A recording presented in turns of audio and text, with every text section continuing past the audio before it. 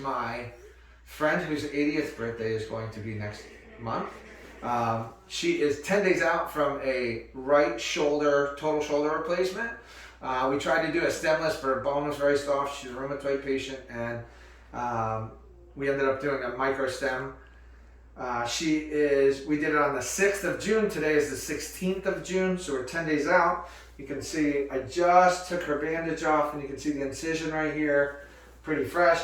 So I will ask you, I know that you heard all these horror stories about how the pain was going to be and how awful it is. So did you have to take any pain medicine? No, I did not need pain medicine. I just took Tylenol, and based on previous surgeries, this was really very much easier.